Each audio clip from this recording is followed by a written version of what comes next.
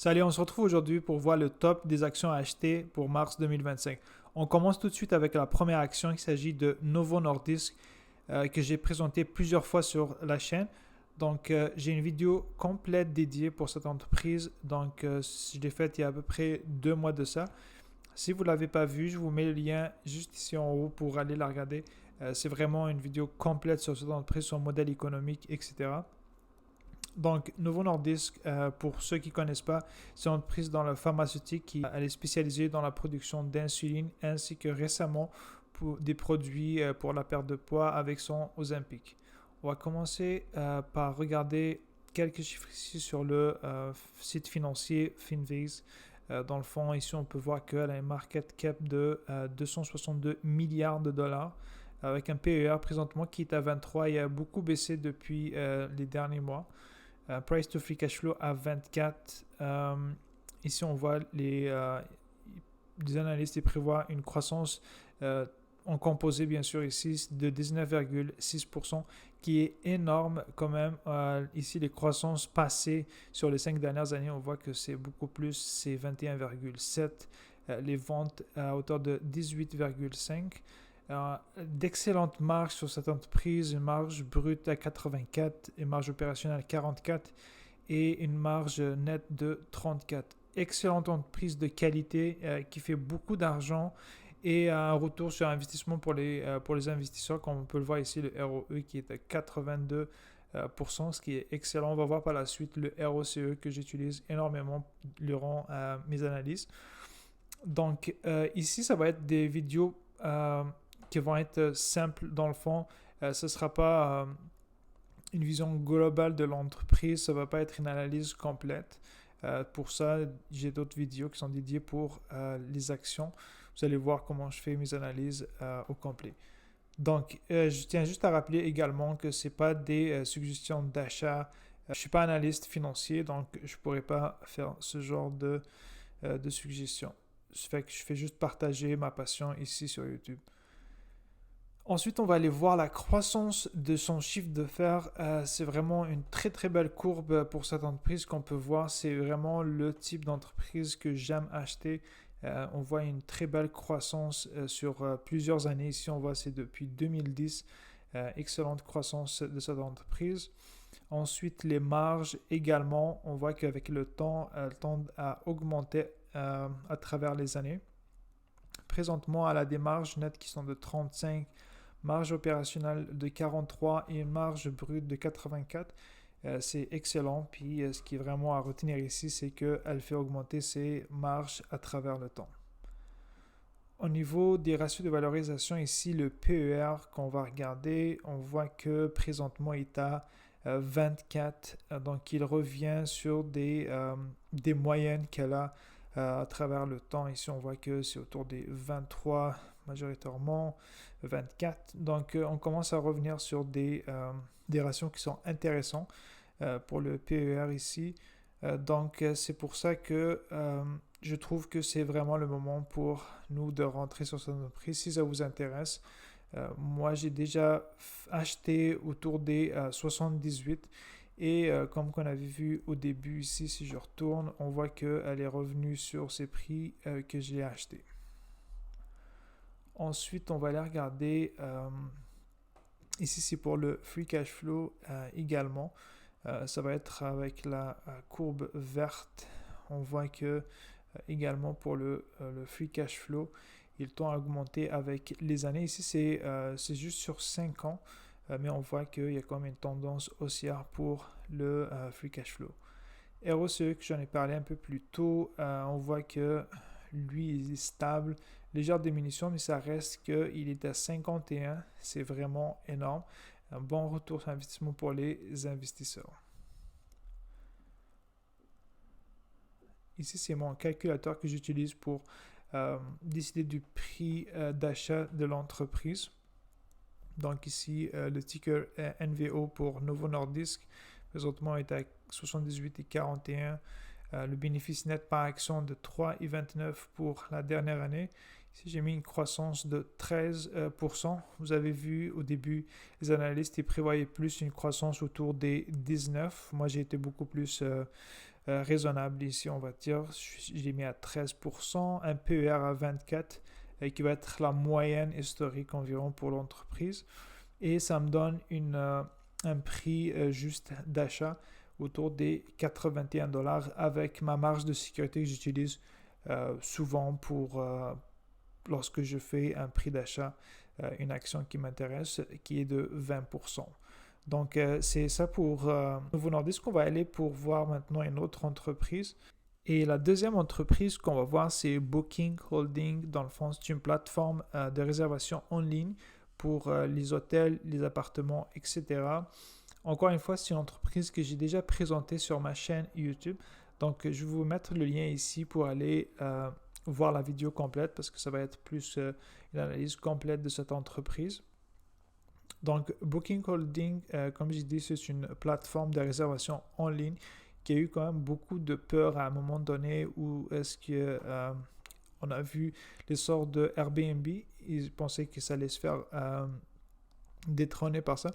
Mais on voit qu'ils ont réussi à cohabiter les deux ensemble, puis on va voir que son revenu a continué à croître avec le temps. Donc, on va aller regarder sur site financier, encore une fois, sur Finviz. Donc, c'est Booking Holding. Ici, on voit que c'est market cap de 143,6 milliards de dollars. On voit qu'il y a un PER présentement à 25, un price to free cash flow à 18. Ici, c'est la croissance future pour les 5 prochaines années ont composé de 15,6%, ce qui est très très bien. Par le passé, sur les 5 dernières années, on voit que c'est 9,08. Ici, il faut faire attention parce que ça a été beaucoup influencé par les pertes qu'elle a eues durant la crise sanitaire de COVID 2020. Les ventes, eux, ils sont à 19,69. Excellente marge, bien sûr. La marge brute, 97 parce que vu que c'est une plateforme en ligne, ne dépense quasiment pas d'argent pour ça. Ça va être un peu plus ici pour la marge opérationnelle qui va être à 31, marge nette de 24, presque 25%. Donc, très bonne entreprise qu'on va voir maintenant avec les chiffres d'affaires qu'elle fait. On voit que c'est une très belle courbe juste ici avec la crise sanitaire en 2020 où il y a eu ce creux-là. Mais par la suite, on voit qu'elle est revenue sur ses valeurs avant la COVID et beaucoup plus. Ensuite, au niveau des marges, si on a vu, ça c'était la marge brute qui est quand même exceptionnelle, mais c'est normal pour ce type d'entreprise. Ensuite, on voit que la marge opérationnelle et la marge nette sont stables à travers le temps. Ici aussi également, ça a été influencé par la crise sanitaire. Maintenant, on va voir le PER ici. Encore une fois, faussé ici parce qu'on voit que c'était à 1533 de PER en 2020 ici. Il ne faut pas le prendre en considération. Encore une fois, c'est à cause de la COVID. Mais si on se concentre sur soit post-COVID ou pré-COVID, on voit que c'est des ratios qui sont quand même bons. Présentement, il est à 25, donc on revient à des ratios de valorisation qui sont intéressants. Même par le passé, on voit que c'est autour des 30, 25, 20 que ça tournait. Ensuite, on va aller regarder, même chose pour l'entreprise, on va voir son free cash flow qui est ici en vert. On voit qu'en 2020, il était autour des 4 milliards de dollars. C'est bien sûr avant la COVID, mais ici on voit que ça a été négatif par la suite et elle a réussi à remonter son free cash flow jusqu'à atteindre 8 milliards au dernier trimestre. Ici c'est le retour, c'est le ROCE dans le fond. On voit qu'il est très très bon avec un retour sur investissement pour les investisseurs autour des 62%, ce qui est vraiment excellent. Ensuite, on va regarder le prix juste à acheter cette entreprise.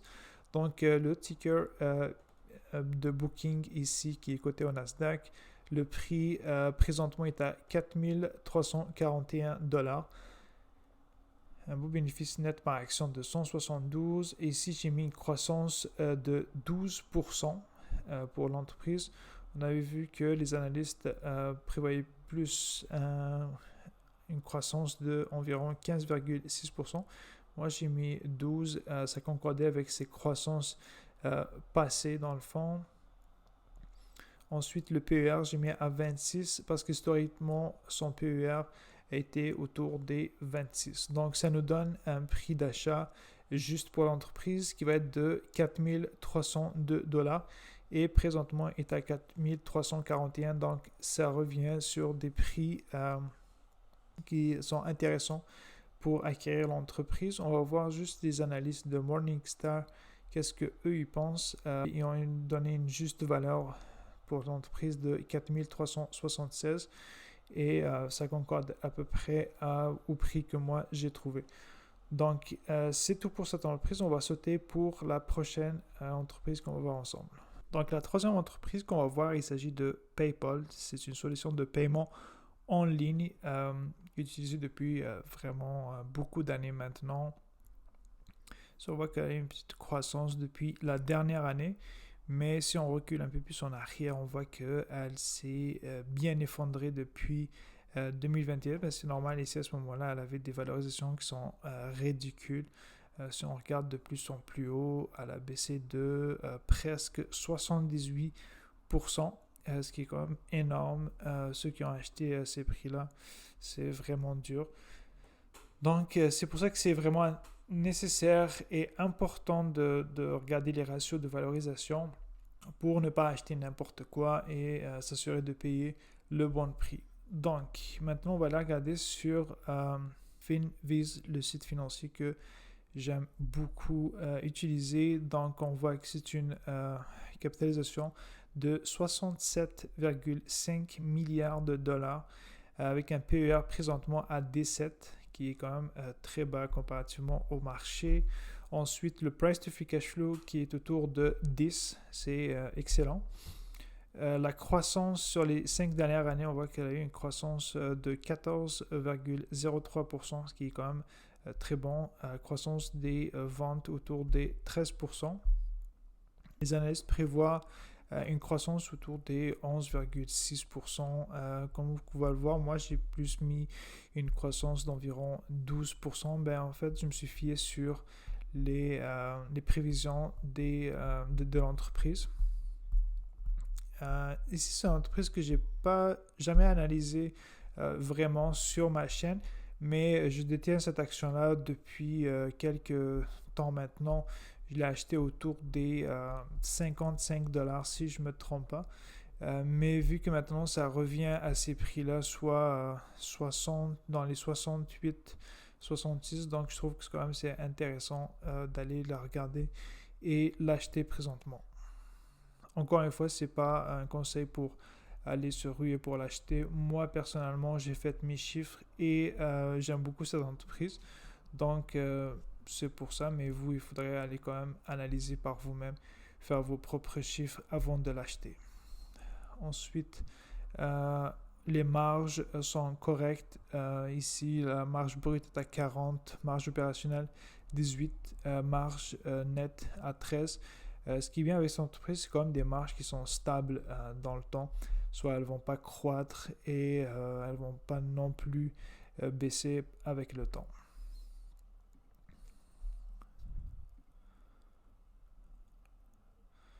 Ici, on voit que belle courbe de croissance pour le revenu de l'entreprise qui est passé en 2010 de 8 milliards à 31 milliards, presque 32 milliards la dernière année. Ensuite, les marges, comme on a vu ici, c'est la marge brute qui est quand même en baisse, mais on voit que la marge opérationnelle est en augmentation.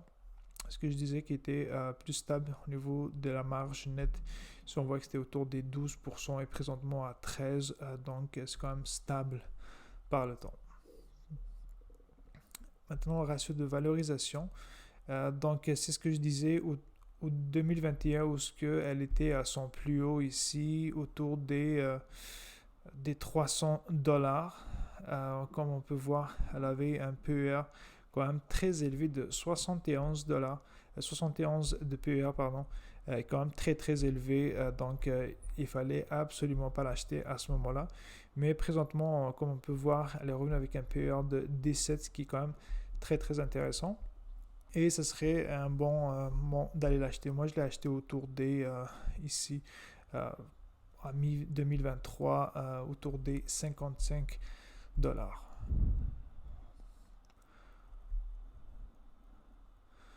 Ensuite, on va regarder le Free Cash Flow ainsi que le ROE. On va commencer par le Free Cash Flow qui est en bleu clair ici.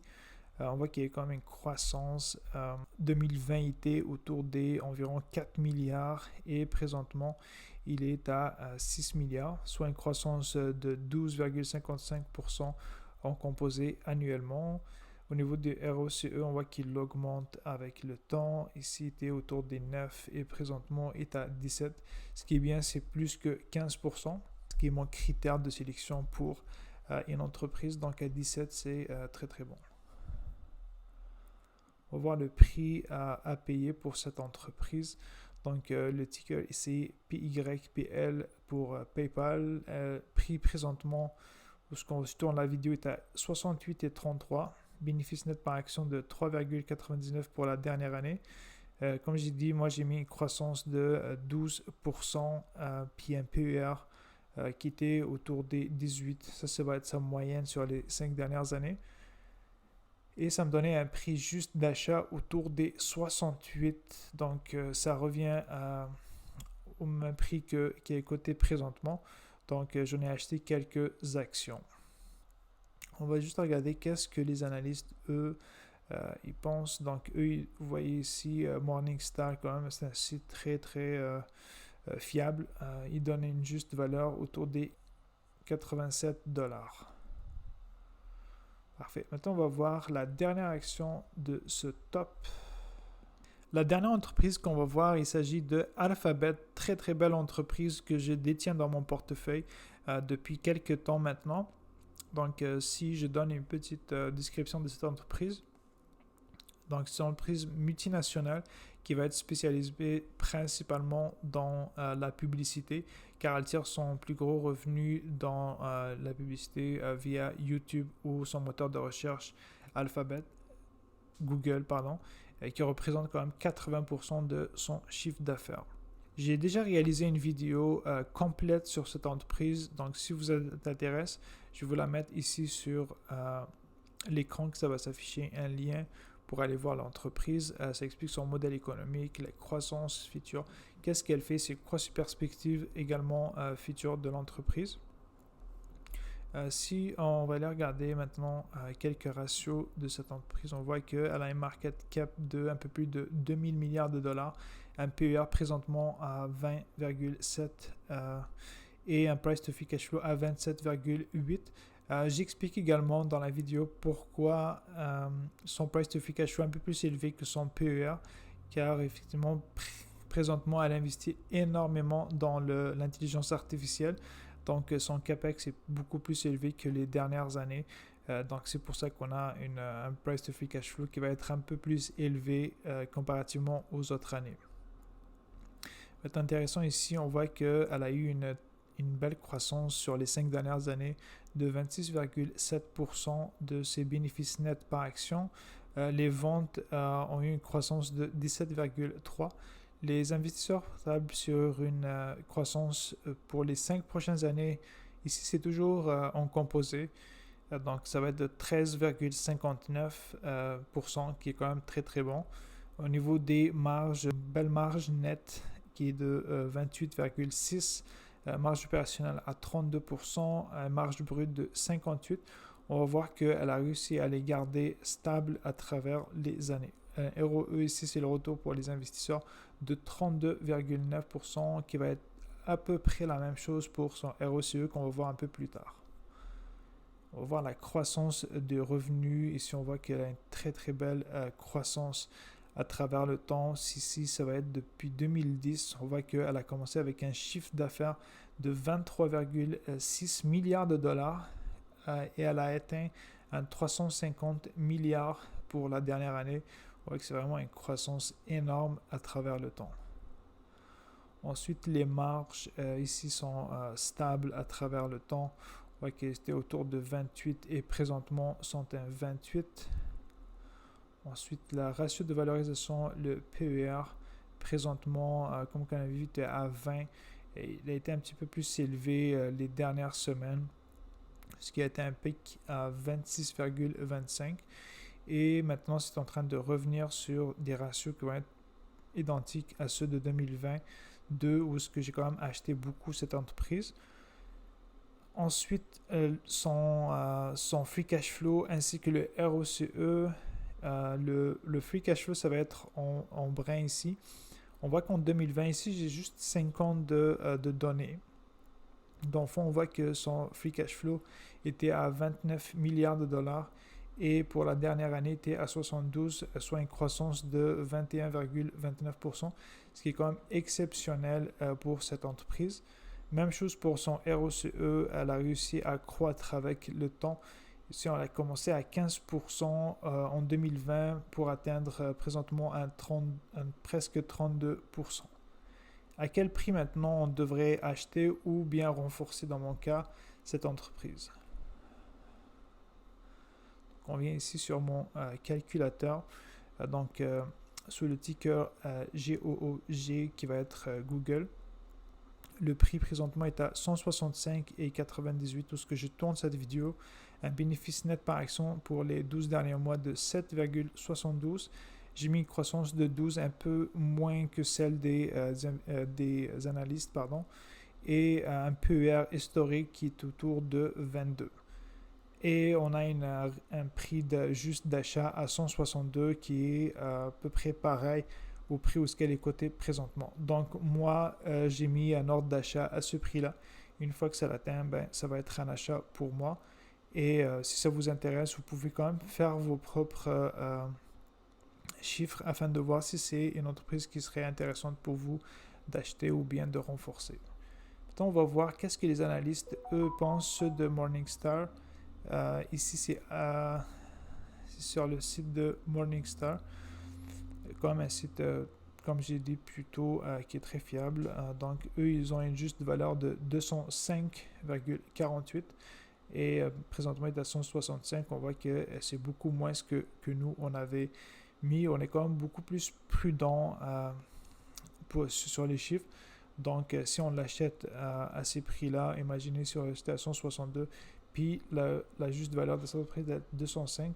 Donc, on a quand même une belle marge de sécurité pour cette entreprise. Donc, ça va être tout pour aujourd'hui. Si vous avez aimé, je vous invite à liker puis à vous abonner. Puis, j'ai remarqué également que beaucoup d'entre vous regardez la vidéo, mais vous n'êtes pas abonné. Donc, ça ne vous coûte rien. Je vous invite à vous abonner pour recevoir encore plus d'informations et de données sur ces vidéos. Je vous souhaite une bonne soirée.